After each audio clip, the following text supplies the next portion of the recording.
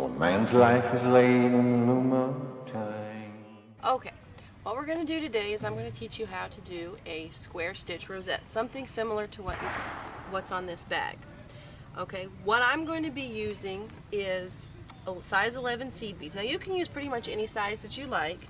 I prefer size 11s. They're a very common size, and there's a lot of colors that you can get in 11s. 10s are a little bit easier to work with and they go by a little quicker, but they don't have the color range. So I like working with 11s. I always use size double aught beading thread. You can use 0 or you can use double 0. I recommend staying away from A or B because the thread gets too thick and you have two problems with this. One, the thread shows up too much in your work, and two, when you're working with smaller beads, it fills the holes and then you have some breakage issues when you have to go back through your beads because your needle won't fit. So I like to stick with size double 0. Now, as a rule, whatever size bead you're using, always use a smaller needle. Like if you're using a size 11 bead, you want a size 12 needle. The larger the number in bead and needle, the smaller it is. So for this, I'm using size 11 beads and I'm using a size 12 needle on a double aught thread. That gives me a lot of play room so that when I go back through my beads, I don't have breakage issues. Now, the simplest way to do this is when I'm doing a rosette, I like to double my thread. You can single it if you like. I just like the extra strength of doubling my thread. Now, I got my needle on here. You can work with any length you like of thread. It all depends on your comfort.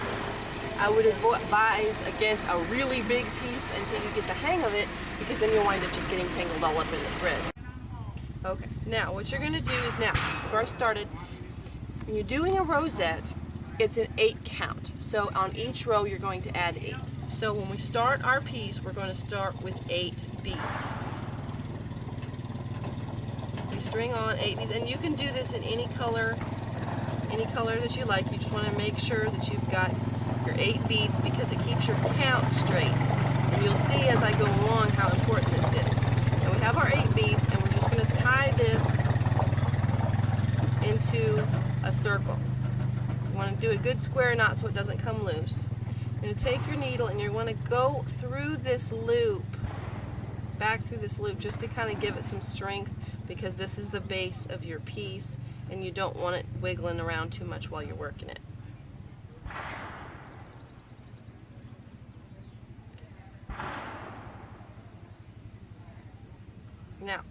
Now that you're sitting there and you've got your needle, your thread, and your piece. Now, like I said, every row gets 8. So when you start, you're going to put 2 beads on your needle. You're going to go through this bead towards you. Then you're going to go back through the 2 beads you've just put on away from you. The trick to keep in mind is it's always towards yourself, away from yourself. If you happen to go in the reverse, instead of your beads laying flat, they'll be end on end, so it's not complicated. You just go back through and fix it. Again, it's 2 towards yourself and then away from yourself. And you're going to do this all the way around.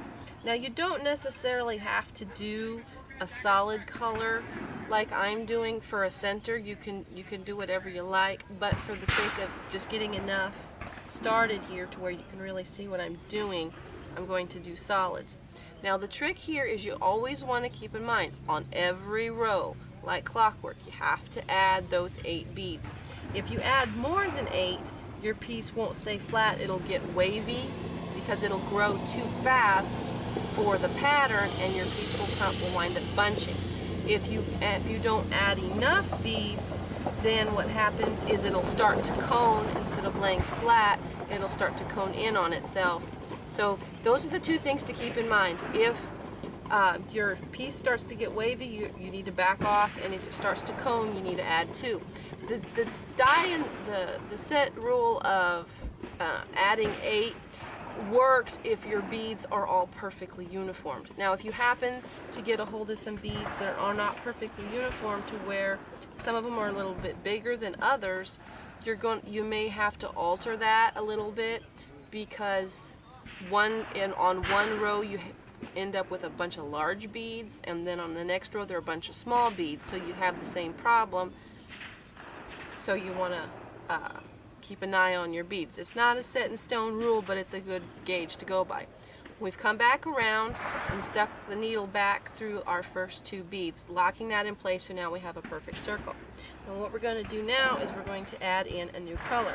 For this, I'm going to just use some white.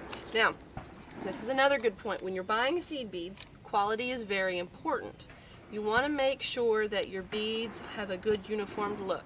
When you're looking for beads, try never to buy beads in a tube. You'll go into a lot of craft stores and they'll have tubes of beads like Walmart and Hobby Lobby. Do not buy those. They are not good quality beads. They're not uniformed, and they will make your project come out very lopsided, and you're going to finish. When you get finished, you're going to feel like you did a bad job beading. You really didn't. It's just bad quality beads. Buying in the hank is always the best form, and when you're looking at hanks of beads, just kind of glance over them and see if they look fairly uniformed. The average price of a hank of beads, depending on color and brand and stuff, can go anywhere from $3.50 to $6 a hank.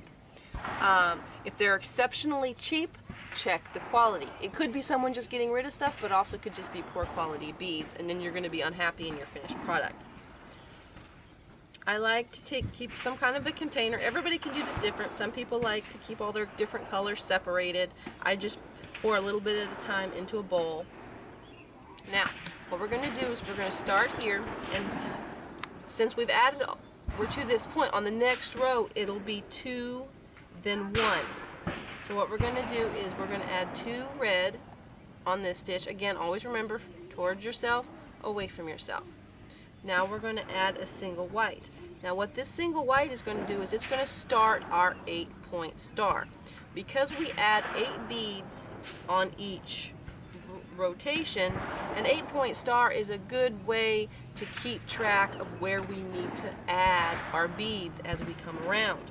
Because it's easy to lose track, especially in a very complicated pattern, as to where you need to add to keep it uniform. But by having this 8-point star, it keeps it real simple, and you come around, you see that, and it's just automatic marker to say, okay, that's where I need to add my bead. It also keeps it to where your beads are added uniformly. Just adding, let's say, all the beads on one side of a piece won't have the same effect, because it'll cause the other side to start to cone and the side you're working on to start to wave, because your beads are all in one spot. So just adding 8 beads isn't enough. They need to be added uniformly around the piece.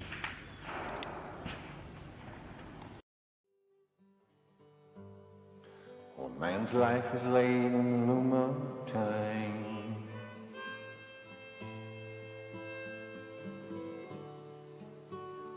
To a pattern he does not see. So while the weavers work and the shuttle flies,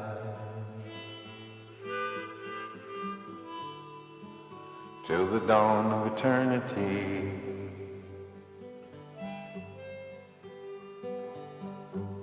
well, some shuttles are filled with silver thread, and some with Okay, we've now completed this row. Now the next row, what I'm going to do is I'm going to add a color in the center of our white. So actually this one's going to come out kind of patriotic. We're going to go with red, white, and blue. I love cobalt blue myself. And if you're making this as a personal project, use any colors you absolutely want. But I find that people also like cobalt blue. So if you've noticed, we've started our points. So when we come around here to the blue, or to the white, we're going to add 1 white and 1 blue, and that's how we start our next color. And you can go as big and as many times around, adding as many different colors as you want. And when you get yourself to about your halfway point, then our next major project will start decreasing it back down to create the points of our star. we've gotten to this point and we've made our point this as wide as we're going to make it. So now it's time to shrink it back down to where we can bring this blue to a point. So what we're going to do is same concept of adding our beads, except for the fact that in order to start bringing it to this point, we have to shrink our blue down. So what we're going to do is we're actually going to move our red over and put a red on top of the white.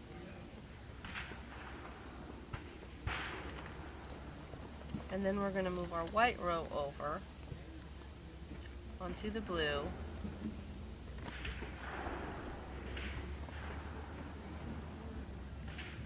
Like this.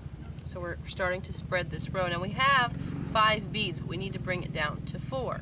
So what we have to do now is put 2 blue here,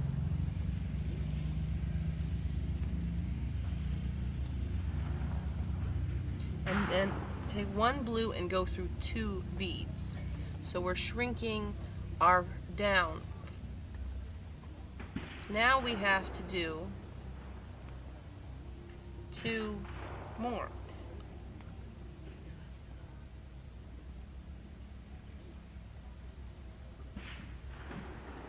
But on this side, what we're going to do is 1 blue and 1 white, so that we've moved our white over just like we did on the other side. So it looks like we're adding 2 here and 2 here, but really all we're doing is we're adding 1 here, and then this add balances the fact that we subtracted a bead here. And it brings us down from 5 to 4 blue, which is going to start bringing us to a point, and it's going to widen out our red, so our red is going to become our background color.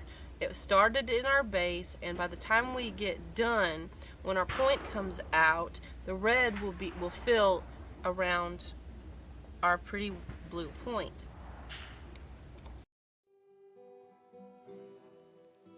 While often but the darkest hues are all that they may hold, but the weaver watches with skillful eye each shuttle fly to and fro, and sees the pattern so deftly wrought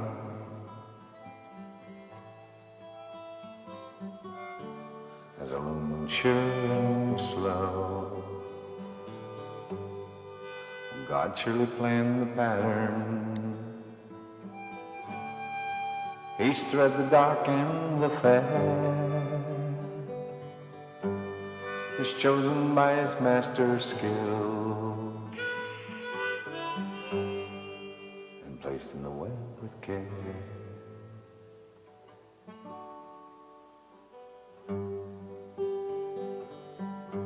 Well, he only knows its beauty and guides a shuttle which home the thread so unattractive, as well as the threads of gold. Not till each loom is silent and the shuttle cease to fly shall God reveal the pattern